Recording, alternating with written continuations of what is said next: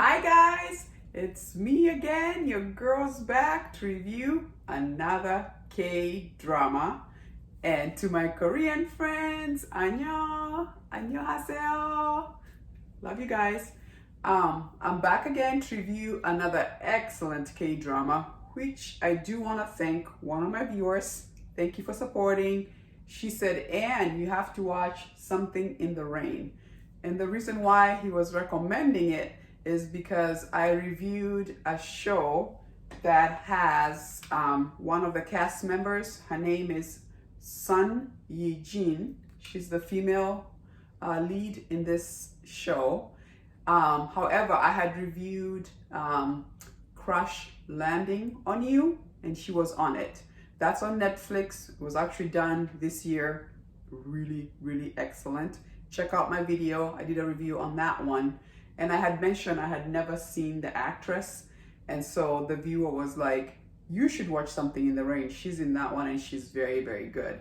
And as soon as I watched it, it did remind me I had also seen her somewhere else, which is interesting because I had seen a K-drama way a long time ago before I really have gotten familiar with now the faces of the actors. Because that's one thing you find out, the more you watch these, you start to see, oh, I know who she is. I saw her in the other one. So the faces now start to become familiar.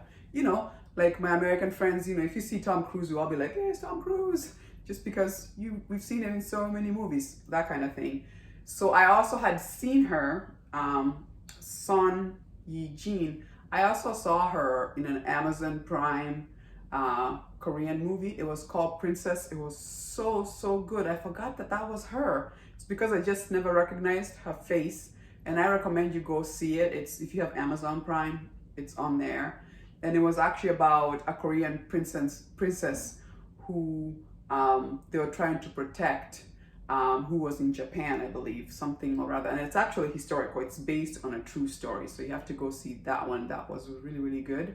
Amazon does have some K-dramas, Korean movies, but I have to say Netflix has the best selections, if you ask me. The most recent ones, really good ones, are on Netflix. So right now, Netflix is kicking behind as far as K-drama, Korean shows go. But anyway, I'm back here again to review this one, Something in the Rain. And I just want to encourage you, if you all like K-dramas like I do, or if you're an American like me who's getting into them, you know, if you don't mind the subtitles, because they have excellent content. I feel like sometimes we miss out on really, really good content just because we are, you know, don't want to read the subtitles. But I always say, when it's a really good one, and that's the only ones I review, let's be honest, Korean dramas are long. So if we're gonna invest, I always say it better be good.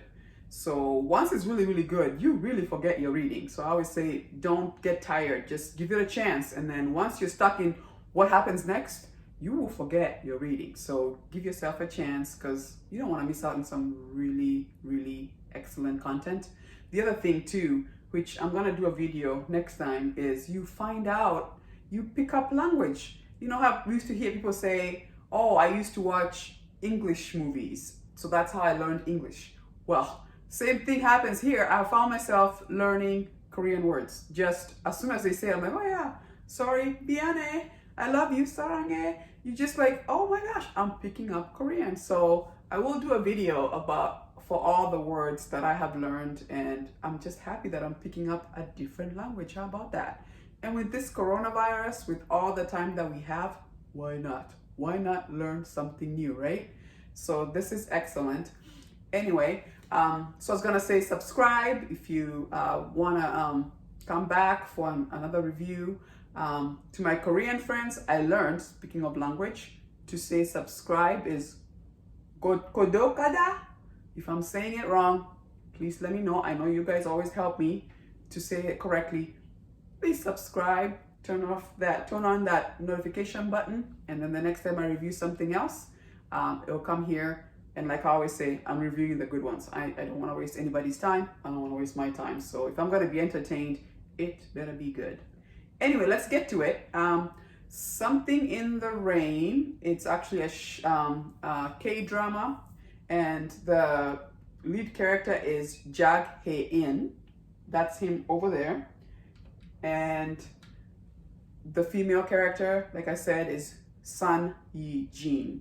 And for Ye-jin, I've seen him in a few shows, so I'm starting to know him. I just actually reviewed Prison Playbook. He was in it. I've also seen him in others that I don't remember right now. And then once again, like I said, Son Yejin is in this one. And it's a story about, I loved when they do a show and it addresses different social issues. So in this show, she is older, like an older single girl. And as you can assume, she's getting a lot of pressure from her mother, which, by the way, and this is Mother's Day weekend, by the way, happy Mother's Day to everyone. Her mother, unfortunately, is a mother from, for lack of better words, from hell, okay? She is controlling, overbearing, and obviously her daughter is getting older and she definitely has the pressure turned on full blast. You need to get married and you need to find a person who is educated and from a good family and has 2 parents.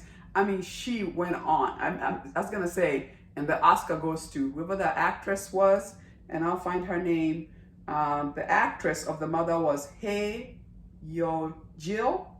I say give her the Oscar right now because she went there. She really made you hate her, really. I mean, she was the nagging, controlling mother, hitting the child. I mean, it was there. So happy Mother's Day. Because let's just say, let's all be honest. Sometimes not everyone has a really good relationship with their mother. However, it's still your mother.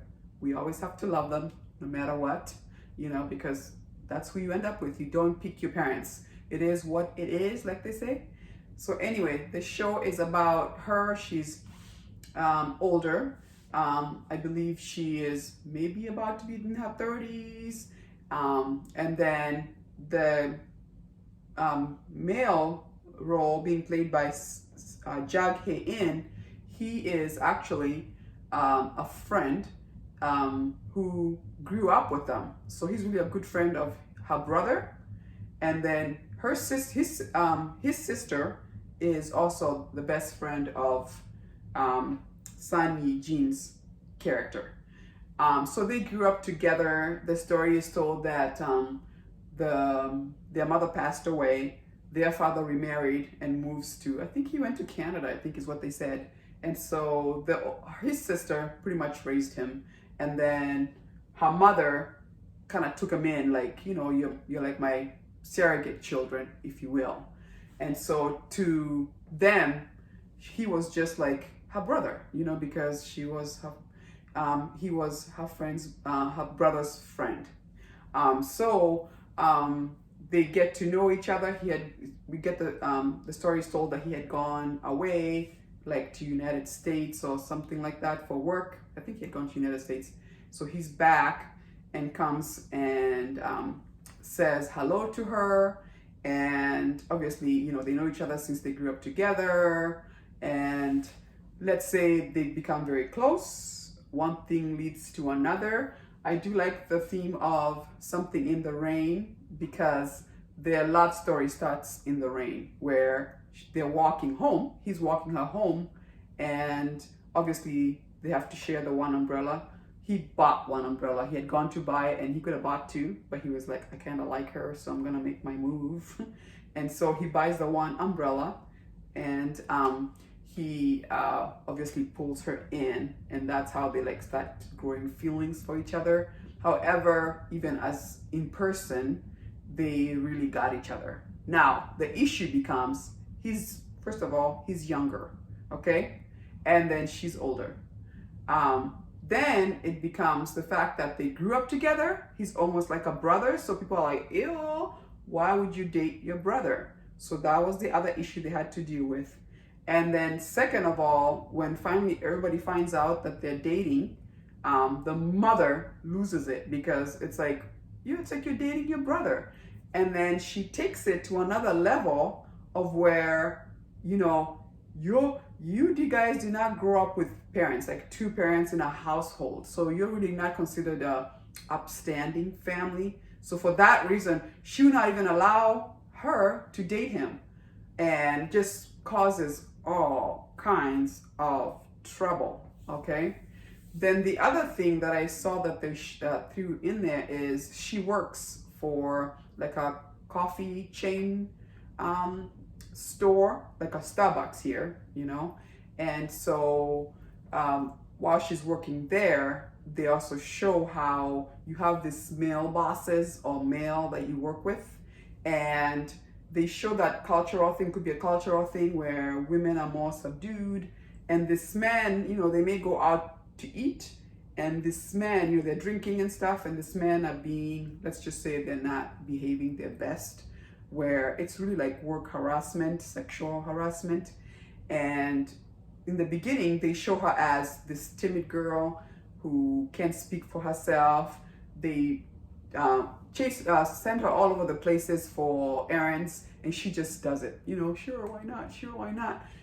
They're in a restaurant, and the male counterparts are like servers, so she's pouring alcohol, and they're in the Korean barbecue, and she's the one who's doing the cooking, and they're sending her back and forth to serve them. There was one scene where they go for karaoke, and the one man falls on top of her, the other one is pulling on her bra, and she's just sitting there like, oh, it's just the job. I just don't want to lose my job. I just don't want to cause any issues. However, you can tell it's making her uncomfortable. Now, what I loved was the more she was involved in a relationship with him, and the way he loved her, it made her become more and more aware of herself and start to love herself too. So because she's being loved, I love that. The fact that because you're being loved by someone the right way, it gives you confidence to love yourself. So after a while, she was like, this is not gonna fly anymore with this men treating us like that at work. So at work, they started, they reported them for sexual harassment. And I really liked how they explored that, because you could tell how it was hard, because they know what that means. If you sue, people could lose their job, that could tarnish your company. Some women, although they were also in the same situation like she was, they're also like, I don't know if I want to ruffle the feathers and whatever, And then there was actually even a scene where it's shown where they were like, well, we can see where someone could think, but you look like you were enjoying it. When you guys were at karaoke, dancing, and although he's being inappropriate, touching on her bra, she's like, with the tambourine going, like, hey, like you can see how if someone saw her, they could say, well, you look like you're having fun, so why would you say it was sexual harassment? But we all know it is. It's the little things they do, touching of your bra when you didn't ask for it, like my body, don't touch. Or you're sitting together and he kind of puts his hand next to your thigh there, and you're just like, you can't touch me without asking me. Like, that's the thing, my body, my right. So I really, really loved that they addressed all those issues. And then obviously the idea of agism, the woman is older, the man is younger, and how you get judged, like, ooh, what are you, a cougar? Like you can't do that. And I also got the feeling that with the Asian culture, or Korean for this matter, obviously that was a big no-no. Now, a man can do it. He can be much, much older and marry a very, very young girl, and it's okay. But if you flip it, where the woman is older and wants a young man, society is like, I mean, let's just face it, it's everywhere. Even here in the United States, you people being like, wow, they say you robbed the cradle, right? Like, I can't believe you went there. However, I really, really, really enjoyed it. I think it was very well done. I'll play the trailer here, and you can see one of the reoccurring thing was they played this American song. I believe the original was by Tammy Wynette. Stand by your man. They played it over and over and over in this show. At one point I was like, wow, music budget must have been slow, must have been really, really small, Because after a while, you're like, here comes the song again. Stand by your man. But really, really an excellent show. So you're gonna have to watch to see how it ends, if they end up staying together, or do they like succumb to the pressures of the family, right? The overbearing mother, okay? Is the sister, who is her best friend, gonna approve of the fact that you're gonna date my brother? You know, there's that aspect. And then her brother, who's like, you're gonna date my best friend? What in the world? And they're all like, of all the people you could find, why him? Okay? But the question becomes, what if that person is the one that loves you the best? Because we do see it where she has several other boyfriends in the show, and she kind of navigates that, where the family is happy that, oh, you find a man who's in your same age group, first, and second of all, he has a good job, educated, you know, all those things that families like to brag about. Oh, my daughter is married to a doctor, my son married, you know.